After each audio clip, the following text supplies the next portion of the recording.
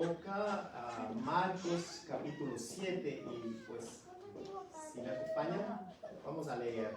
No quiero incomodarlos, pero si nos podemos poner de pie por reverencia a la palabra de Dios. Leemos la palabra y se pueden sentar. Capítulo 7, versículo 1 al 23. La palabra de Dios la leemos. Se juntaron a Jesús los fariseos y algunos de los escribas que habían venido de Jerusalén, los cuales, viendo a algunos de los discípulos de Jesús comer pan con manos inmundas, esto es, no lavadas, los condenaban, porque los fariseos y todos los judíos, aferrándose a la tradición de los ancianos, si muchas veces no se lavan las manos, no comen. Y volviendo de la plaza, si no se lavan, no comen. Y otras muchas cosas hay que tomaron para guardar, como los lavamientos de los vasos de beber y de los jarros y de los utensilios de metal y de los lechos. Le preguntaron pues los fariseos y los escribas: ¿por qué tus discípulos no andan conforme a la tradición de los ancianos, sino que comen pan con manos inmundas? Respondiendo él les dijo: hipócritas, bien profetizó de vosotros Isaías, como está escrito: este pueblo de labios me honra, mas su corazón está lejos de mí, pues en vano me honran, enseñando como doctrinas mandamientos de hombres. Porque dejando el mandamiento de Dios os aferráis a la tradición de los hombres, los lavamientos de los jarros y de los vasos de beber, y hacéis otras muchas cosas semejantes. Les decía también: bien invalidáis el mandamiento de Dios para guardar vuestra tradición. Porque Moisés dijo: honra a tu padre y a tu madre, y el que maldiga al padre o a la madre muera irremisiblemente. Pero vosotros decís: basta que diga un hombre al padre o a la madre es corbán, que quiere decir mi ofrenda a Dios, todo aquello con que pudiera ayudarte, y no le dejáis hacer más por su padre o por su madre, invalidando la palabra de Dios con vuestra tradición que habéis transmitido. Y muchas cosas hacéis semejantes a estas. Y llamando así a toda la multitud les dijo: oídme todos y entended. Nada hay fuera del hombre que entre en él, que le pueda contaminar. Pero lo que sale de él, eso es lo que contamina al hombre. Si alguno tiene oídos para oír, oiga. Cuando se alejó de la multitud y entró en casa, le preguntaron sus discípulos sobre la parábola, y él les dijo: ¿también vosotros estáis así sin entendimiento? ¿No entendéis que todo lo de fuera que entra en el hombre no le puede contaminar? Porque no entra en su corazón, sino en el vientre, y sale a la letrina. Esto decía siendo limpios todos los alimentos. Pero decía que lo que del hombre sale, eso contamina al hombre.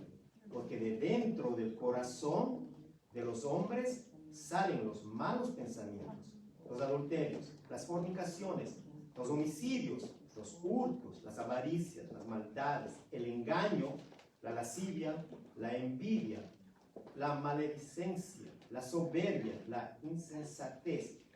Todas estas maldades de dentro salen y contaminan al hombre. Bendita es la palabra de Dios. Pueden tomar asiento, hermanos.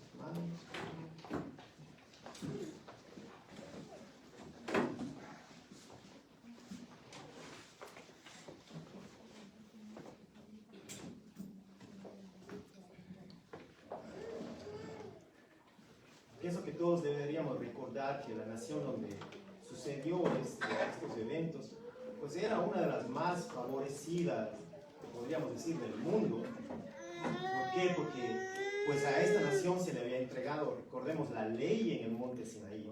Se le había entregado el culto a Dios, el sacerdocio, los pactos y las promesas. Aquí Moisés, Samuel, David y los profetas, ellos vivieron y murieron entre este pueblo, y ninguna nación, podríamos decir, que en toda la tierra haya tenido tantos privilegios como aquella nación. Pero ninguna nación utilizó tan mal sus privilegios como esta nación de Israel. Ahora, cuando alguien reemplaza la palabra de Dios por tradiciones humanas, ¿qué sucede? Que se está reemplazando al mismo Dios por ídolos muertos. Está reemplazando al mismo Dios por un ídolo muerto. Pues sabemos que la tradición, ¿qué es la tradición? La tradición es parte de un mundo caído, está arraigada en los corazones endurecidos, está adornada por el pecado, está vestida de hipocresía. La niñez es una etapa de inocencia, y qué hermoso, qué bello, mire cuántos niños, ¿verdad?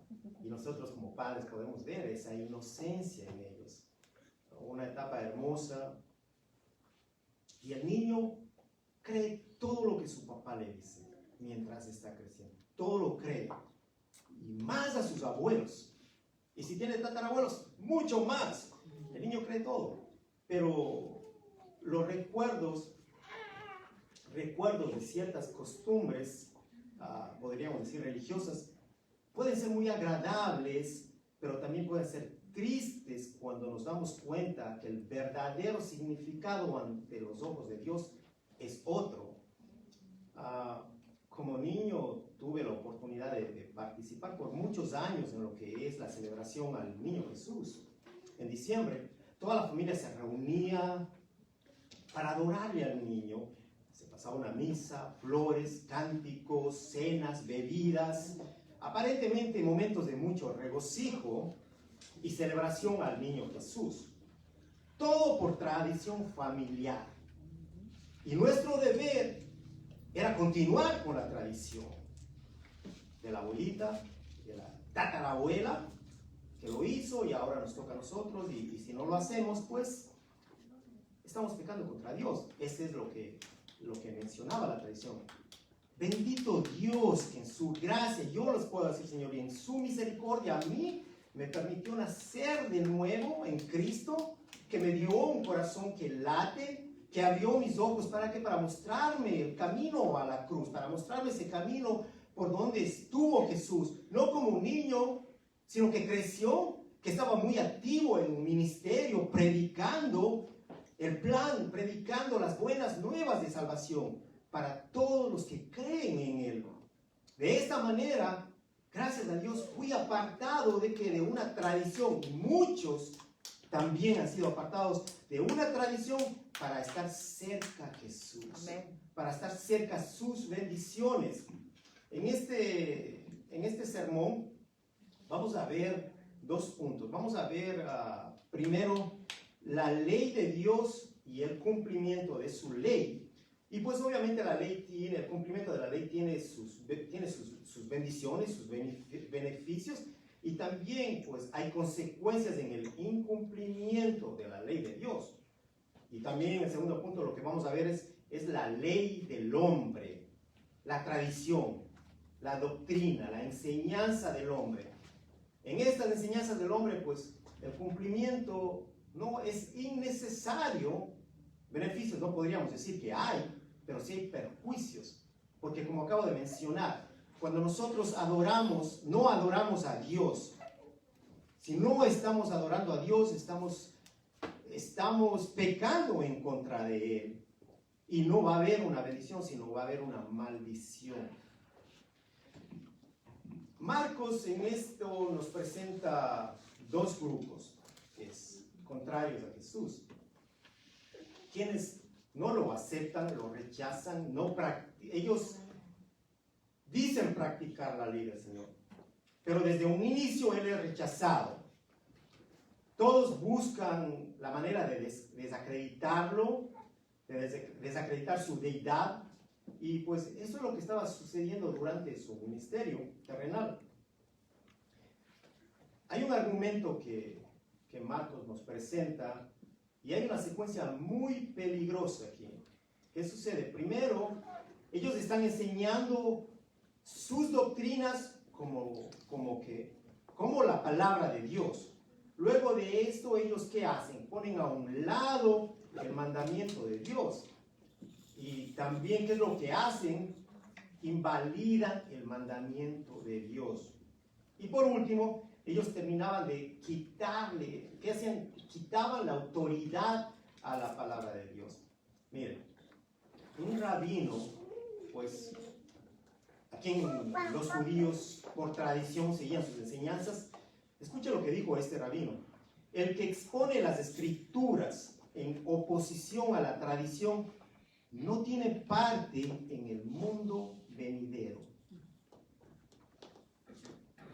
El que expone las escrituras en oposición a la tradición. No, las escrituras están primero y nosotros nos alineamos a la escritura, no a la enseñanza de un hombre, no a la tradición, sino a la palabra. Y ahí sí vamos a ser parte de ese mundo venidero. Si no, vamos a terminar en el infierno. Todo lo contrario a lo que este maestro, recordemos, un maestro, un rabino, enseñaba, y todos seguían por tradición, todos lo seguían. En el versículo 1 dice: cierto día algunos fariseos y maestros de la ley religiosa llegaron desde Jerusalén para ver a Jesús. Notaron que algunos de sus discípulos no seguían el ritual judío de lavarse las manos antes de comer. Aquí vemos, había un ritual y los discípulos de Jesús no están haciendo. Los judíos, sobre todo los fariseos, no comen si antes no han derramado agua sobre, escuche, si antes no han derramado agua sobre el hueco de sus manos, como exigen sus tradiciones antiguas. Tampoco comen nada del mercado sin antes sumergir sus manos en agua. Esa es solo una de las tantas tradiciones a las que se han aferrado, tal como el lavado ceremonial de vasos, de jarras y vasijas de metal. Pues esta tradición de los ancianos constaba de una serie de reglamentos minuciosos para lavarse las manos. Y esto había sido transmitido de una forma oral por los principales rabinos. Pasa de uno al otro y continúan con esta tradición. Pues estos religiosos, usted puede darse cuenta que ellos estaban muy preocupados en algo, sí, en que se cumpla, en el cumplimiento de la tradición. Y es por eso que ellos interrogan a Jesús. Y no es esta no es la única ocasión, son muchas ocasiones en que ellos lo hacen. Ahora es: ¿por qué tus discípulos no se lavan las manos? Pues en el versículo 5 dice: entonces los fariseos y maestros de la ley religiosa le preguntaron: ¿por qué tus discípulos no siguen nuestra antigua tradición? Ellos comen sin antes realizar la ceremonia, sin antes realizar la ceremonia de lavarse las manos. Había una ceremonia para lavarse las manos. Estaban tan preocupados en la tradición. Bueno, la tradición es una enseñanza, la tradición es una doctrina, pero la Escritura dice en Colosenses 2:8: no permitan que nadie los atrape con filosofías huecas y disparates elocuentes que nacen del pensamiento humano y de los poderes espirituales de este mundo y no de Cristo. ¿Qué es lo que está diciendo la Escritura a estas enseñanzas del mundo? A estas enseñanzas del mundo, del hombre. Disparates elocuentes. Pueden ser muy elocuentes, pero son disparates. Filosofías huecas. ¿Pero por qué? Porque no proceden de Dios, sino del mundo. Pablo, antes de su encuentro con Jesús, él estaba lleno de tradiciones. Antes de ser llamado Pablo, estaba lleno de tradiciones, Saulo. Y les dice a los Gálatas, en el capítulo 1, el versículo 14, les dice: yo superaba ampliamente a mis compatriotas judíos en mi celo. ¿Por qué? ¿Por qué era celoso? ¿De qué era celoso? En mi celo por las tradiciones de mis antepasados. Estaba muy preocupado por sus tradiciones. ¿Cuál es la respuesta de Jesús? En el versículo 6, Jesús contestó: hipócritas, Isaías tenía razón cuando profetizó acerca de ustedes, porque escribió: este pueblo me honra con sus labios, pero su corazón está lejos de mí. ¿Qué es lo que vemos aquí? Una respuesta de Jesús directa, fuerte. Esta palabra, ahora en aquellos tiempos, ese era un término que se usaba, estamos hablando de hipócrita, para los actores que interpretaban un determinado papel usando una máscara. Era un actor que usaba una máscara. A estos actores se los llamaba hipócritas. Y Jesús los está acusando a ellos de ser excesivamente diligentes en algunos temas y descuidados en otros, descuidados en lo principal. Esta palabra hipócrita es una palabra compuesta y se la traduce como juzgar debajo de. Eso es la traducción de hipócrita, juzgar debajo de. ¿Cuál puede haber sido el significado? Pues sí, un término que podríamos decir teatral para señalar la acción detrás de una máscara, o también interpretar de más. Pero ahora, en este contexto, se refiere a que a actuar con religiosidad, a ser religiosos. Una persona hipócrita no solo es deshonesta. Escuche, un hipócrita no solamente es un deshonesto, sino ¿qué es lo que hace? Tiene la tendencia a cubrir vicios inmorales, dañinos, pecaminosos y destructivos. Pero, lamentablemente, todos los esfuerzos de un hipócrita son vanos. ¿Sabe por qué? Porque el Señor ve, porque Él conoce más allá, lo profundo del corazón, lo secreto. Él lo conoce y no está oculto de Él. Nosotros, como cristianos, pueblo de Dios, escogidos, separados para ser santos como Dios, debemos todo el tiempo, a través de las Sagradas Escrituras, a través de la palabra y en la dirección de su Santo Espíritu, descubrir quiénes somos. Descubrir quiénes somos nosotros. Y luego, ¿qué debemos hacer? Necesitamos cuidarnos de no caer en el mundo vano de una apariencia, de una simple apariencia. No caigamos en eso. Descubramos quiénes somos, en dónde está nuestro pecado, en dónde está nuestro error, para que el Señor, ¿a través de qué? De la palabra, nos dirija. A través de su Santo Espíritu, nos hable, nos corrija y podamos nosotros caminar en obediencia, ¿no? Ahora, estos fariseos, ellos cumplían todos los ritos religiosos. Ellos cumplían y de una manera teatral nuevamente, como actores. Y les gustaba hacerlo en público, que la gente los mirara. Eso es lo que les gustaba a ellos. ¿Qué hacían?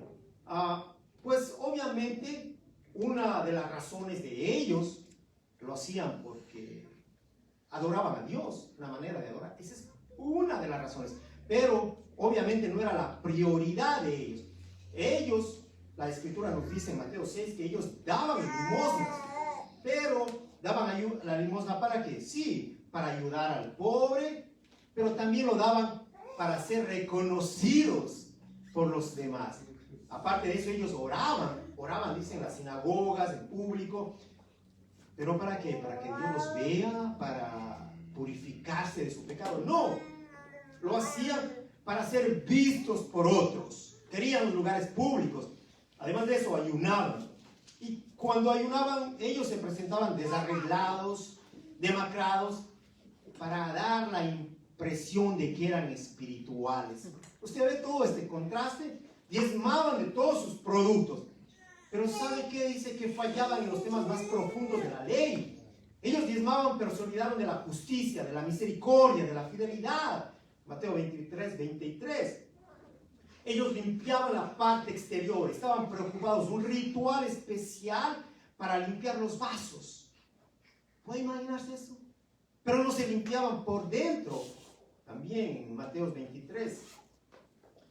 Ellos se sentían justificados en su propio parecer, a su manera. Ellos estaban justificados. ¿Y qué hacían? Ellos buscaban atraparle a Jesús. Atraparle con preguntas sobre la ley, sobre el cumplimiento. Pero no lo hacían por buscar la sabiduría del Señor, sino tratando de ver si es que había algún error en él. La Escritura los llama sepulcros blanqueados, llenos de impureza. En Mateo 24 dice que los hipócritas tienen un lugar, ¿saben dónde? ¿En el cielo? ¿Al lado del Señor? No, en el infierno hay un lugar para ellos. Un célebre escritor decía, la hipocresía es el único pecado invisible. La hipocresía es el único pecado invisible, excepto para Dios. ¿Por qué? Porque podemos engañar a todo el mundo, a todos podemos engañar, pero no a Dios. Ahora, ¿qué sucede? Que pues en una naturaleza caída hay una tendencia a cuidar la apariencia, a poder causar una buena impresión a la gente que nos rodea, a la familia, a los amigos, causar una impresión religiosa, y se olvida lo esencial, se olvida lo trascendente. Y esto es muy peligroso porque nos puede llevar a caer en ese pecado de hipocresía, fingiendo que sentimientos, cualidades que muchas veces no hay, que no están, que no existen, escondidos tras una máscara irreal. Y eso es lo que hacían pues estos actores griegos, se ponían una máscara. Ahora, es cierto que el hombre ¿qué hace? El hombre mira lo exterior. Eso es lo que mira, lo que está a su frente, pero tenemos que recordar que Dios mira el corazón, Dios mira más allá. Y 1 Samuel 16:7 dice, Jehová respondió a Samuel, no mires a su parecer, ni a lo grande de su estatura, porque yo lo desecho. Porque Jehová no mira lo que mira el hombre. Pues el hombre mira lo que está delante de sus ojos, pero Jehová mira el corazón. ¿Qué dice Jehová? Mira el corazón. ¿Y qué es lo que Jesús les dijo? De labios me adoran. ¿Y en dónde estaba el corazón de ellos? Jehová estaba mirando, Jesús, Dios, estaba mirando el corazón, pero el corazón de ellos estaba muy lejos de él. ¿Qué sucede con un corazón alejado de Dios? Si el corazón está alejado de Dios, hermanos, no va a haber intimidad, no hay una comunión. No puede haber una comunión cuando están separados, cuando están alejados. No se puede obedecer los mandatos divinos al estar lejos de Dios, porque la rama está fuera de la vid, y si está separada, se va a morir, se va a secar. No hay un alimento, se vuelven inservibles para Dios. Alejados de Dios, hermanos, no hay adoración. No hay una adoración verdadera, falsa, sí, pero no hay una adoración que llegue a Dios. Muchos proclaman adorar a Dios. Usted escucha en todo lado, en todo lugar, en las iglesias, todos adoran a Dios, en los altares, en sus propios hogares. Hay gente que levanta un altar en el hogar, muy hermoso, muy bonito, enseñan la palabra, pero para Dios puede ser una adoración falsa, puede ser un disfraz que esconde el pecado, que esconde la iniquidad, agradable a todos los hombres, agradable a los ojos del mundo, pero abominación a los ojos de Dios. Esa es una falsa adoración, un fuego extraño lo podríamos llamar. Lo dice en el versículo 7, su adoración es una farsa, porque enseñan ideas humanas como si fueran mandatos de Dios. Pues ustedes pasan por alto la ley de Dios y la reemplazan con su propia tradición. Entonces dijo, ustedes esquivan hábilmente la ley de Dios para aferrarse a su propia tradición. Pues amar a Dios, hermanos, significa amar a Dios, creer en Él, aceptar sus mandatos. ¿Cuáles? Todos sus mandatos. La mente tiene que ser renovada todos los días para poder crecer en el conocimiento divino. Posiblemente por 10, 20, 30 años. Nosotros conocemos personas, ¿no?, que están ahí cometiendo el mismo pecado. 30 años, 40 años. Por tradición. Por tradición.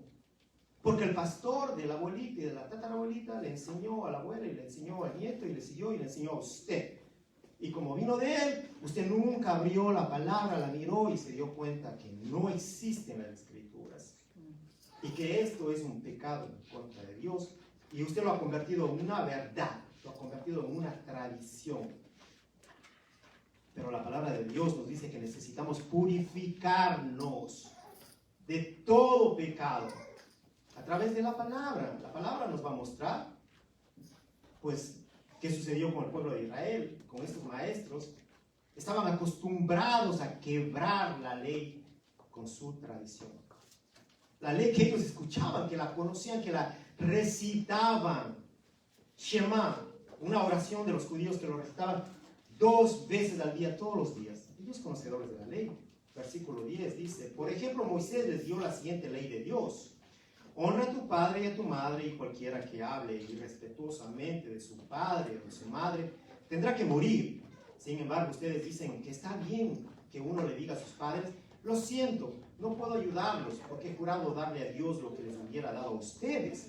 De esta manera ustedes permiten que la gente desatienda a sus padres necesitados y entonces anulan la palabra de Dios para transmitir su propia tradición. Y esto es solo un ejemplo entre muchas cosas. ¿Qué habían hecho estos hombres? Habían sustituido las demandas de la Escritura por su propia tradición. En extremo, guardando, cuidando la tradición, los mandatos, los mandamientos de los hombres. Y esto, pues, mostraba que ellos estaban alejados de los mandamientos divinos. Ahora, es muy triste admitirlo, pero pues es lo que vemos, esas características del fariseísmo que estamos hablando en aquella época, en aquel tiempo, en este momento siguen presentes. ¿Por qué? Porque se descuida lo que es fundamental. Escuche, descuidamos lo que es fundamental y lo real. El amor, la misericordia, la justicia, la verdad, la fidelidad, se descuida hoy en día. Ahora, ¿qué hizo el Señor? Jesús no les iba a encubrir su pecado. Ellos estaban violando la ley de Dios. ¿Qué es lo que hace el Señor? Lo hizo público. Versículo 14. Luego Jesús llamó a la multitud para que se acercara y oyera. Escuchen, todos ustedes, y traten de entender. Lo que entra en el cuerpo no es lo que los contamina. Ustedes se contaminan por lo que sale de su corazón. No se trata de lo que estén comiendo, se trata de lo que está saliendo de sus corazones. Esta explicación del maestro es clara. Todos acababan de escuchar, pero los discípulos todavía no entendían las palabras de Jesús. ¿Sabe? Muchos en las iglesias se sientan, escuchan sermón tras sermón y a la salida no entendieron ni una palabra. Dice, ¿qué fue lo que habló? ¿Qué fue? Explíqueme, ¿qué dijeron? ¿Qué predicaron? No sé. Sucede, los discípulos que caminaban con Jesús no entendieron lo que Él ya había hablado. Y cuando nosotros estamos en situaciones similares, necesitamos clamarle a Dios. Espíritu de Dios, ayúdame, porque yo soy débil, porque soy ignorante, porque mi corazón a veces endura. Ayúdame a entender tu palabra, Señor. Deseo entender. Quiero conocer cuál es tu mensaje en mi vida. Señor, revélame. Clame. Eso es lo que necesitamos hacer nosotros. Clamarle, ser humildes para poder reconocer nuestro error y pedir al Señor. Y no decir, wow, los discípulos tanto tiempo con el mismo Dios y no entendían, qué cabezones. Pero no puedo entender viendo los milagros, escuchándole hablar. Y le decían, Señor, no entendemos. Señor, no entendemos. No, eso nos lleva a recapacitar, nos lleva a orar más en nosotros. ¿Qué es lo que el salmista le pedía al Señor? Decía, crea en mí, oh Dios, un corazón limpio. Ese es el clamor que debemos. Señor, cada mañana crea en mí un corazón limpio. Padre, cambia este corazón que en el transcurso del día, en 24 horas, ya se ha convertido en una piedra. Y es hora que tú lo hagas latir, que tenga sangre y carne y lata. Amén. Que haya misericordia, que haya amor. Señor, crea en mí un corazón nuevo. Eso es el clamor. En el versículo 17, Jesús entró en una casa para alejarse de la multitud y sus discípulos le preguntaron, ¿qué quiso decir con la parábola que acaba de emplear? La respuesta del Señor, ¿ustedes tampoco entienden? Preguntó. ¿No se dan cuenta de que la comida que introducen en su cuerpo no puede contaminarlos? La comida no entra en el corazón, solo pasa a través del estómago y luego termina en la letrina. Bueno, al decir eso declaró que toda clase de comida es aceptable a los ojos de Dios. Era Cristo hablando.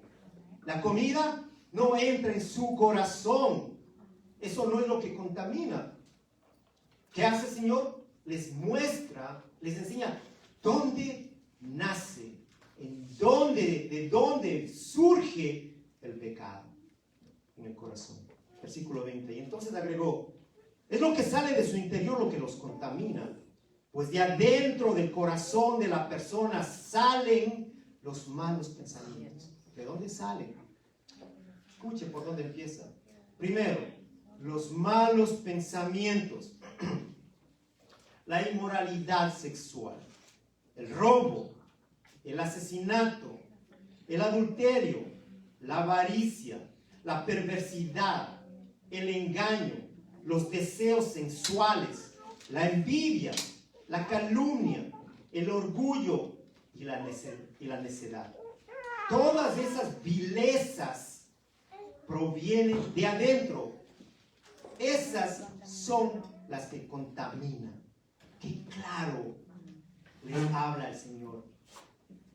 Aquí tenemos 13 actos. Bueno, la palabra dice 13 vilezas abominables delante de Dios. El apóstol Pablo llama los deseos de la carne. Pues, ¿qué son estos deseos? ¿Son frutos? Sí, pero frutos del mundo, frutos mundanos. Son las armas de Satanás. El orgullo, sí, un arma de Satanás. La envidia, por supuesto, la calumnia. Son caminos que te separan de Dios. La perversidad no te va a acercar, te va a alejar del Dios altísimo y santo. El engaño no te va a acercar a Dios, te va a alejar de Él. Son caminos que nos separan del Señor. Son densas tinieblas. Y provienen de adentro, provienen del corazón.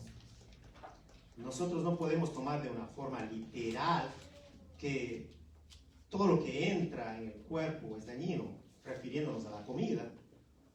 En este texto, nosotros necesitamos cuidarnos de lo que entra en nuestras mentes. Todo pensamiento pecaminoso que entra nos puede llevar a un camino de perdición. ¿Por qué? Porque ¿qué es lo primero que menciona? Los pensamientos pecaminosos. Y si nosotros permitimos que esos pensamientos lleguen, nos van a llevar a la perdición. El apóstol Pablo aconsejaba que sometamos todo pensamiento a la obediencia de Cristo. A los Corintios, en la segunda carta, el capítulo 10, versículo 5. Sometamos todo pensamiento a la obediencia a Cristo. Y también nos advierte el que piensa estar firme, en la primera carta a los Corintios, 10:12 dice, el que piensa estar firme, mire que no caiga. El pecado es una enfermedad, que es una enfermedad del corazón. Dice la palabra en Proverbios 4:23, sobre toda cosa guardada, guarda tu corazón, porque de él mana la vida. Repito, sobre toda cosa guardada, guarda tu corazón, porque de él mana la vida.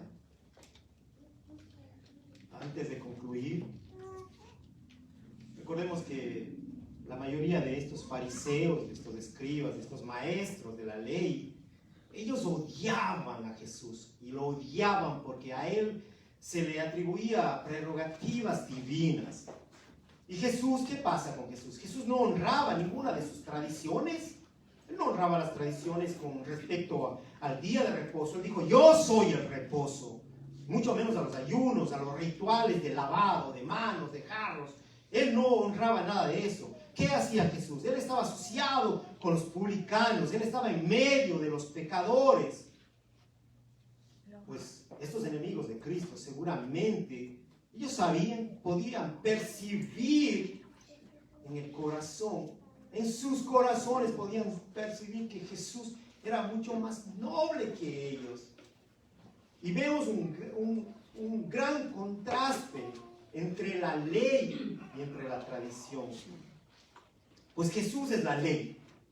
Jesús, Él es la ley. Los fariseos representan la tradición. Jesús es humilde. ¿Qué pasa con los fariseos? Vanidad. En Jesús hay sinceridad. En ellos hay mucha hipocresía. En el Señor hay compasión. En ellos hay mucha crueldad. Esta religión de ellos era una actividad de interés propio. En cambio, el ministerio de Jesús era un sacrificio en bien de los demás para que el Padre sea glorificado. Jesús, ¿qué hizo nuestro Señor? Él confrontó la tradición, toda la tradición, sin temor a los religiosos. Él no tuvo temor al reproche, mucho menos a las consecuencias. Él les mostró su poder, les mostró su deidad, el único que podía mirar más allá de ellos. Él podía mirar sus corazones que estaban duros, él podía mirar su engaño, la perversidad en ellos lo podía ver. Mientras él los miraba, al mismo tiempo él estaba siendo visible ante todos sus ojos. En cambio, él hacía visible su amor, su perfecto amor. Él hacía visible su misericordia a aquellos que lo rechazaban. Ellos trataron con todas sus fuerzas de desviarlo. Trataron de obstaculizar su camino. No pudieron. Él llegó. No pudieron porque Él llegó. Aunque dice Isaías que maltratado, aunque humillado, y ni siquiera abrió su boca, porque como cordero fue llevado al matadero, como oveja enmudeció ante su trasquilador, y ni siquiera abrió su boca, pues fue crucificado por nuestros pecados. Pero en este momento Él está, sí, Él está a la diestra del Padre. Él está y continúa intercediendo por cada uno de nosotros. Está intercediendo para que nuestros corazones sean transformados, para que nuestras mentes sean sometidas a la obediencia de Cristo, para que nosotros podamos alejarnos de toda tradición, para que podamos estar más cerca de Cristo, más cerca de su palabra, de su bendición. Él está ahí, Él está presente, Él está vivo, Él reina. Él es el Dios, el único, el todopoderoso. Amén. Quiero cerrar con este versículo de Proverbios 23-26. Dame, hijo mío, tu corazón, y miren tus ojos por mis caminos. Bendito es el nombre de nuestro Señor Jesucristo. Creo que es siempre la mejor oportunidad cuando escuchamos la palabra de Dios para, primero nosotros, reflexionar, y aquellos que no conocen al Señor, pues esos corazones que están duros puedan ser inclinados, quebrantados por su palabra, y reconocer que Él es la única esperanza, que Él es el único gozo, que Él es todo para aquellos que creen. Señor bendito, damos gracias, Padre. Padre, gracias por tu palabra. Gracias, Señor, porque nuestros corazones ante tus ojos pueden estar duros y nosotros podemos estar tan equivocados. Pero en esta oportunidad te pedimos, Señor, que tú, Señor, quebrantes esos corazones que están duros por el pecado.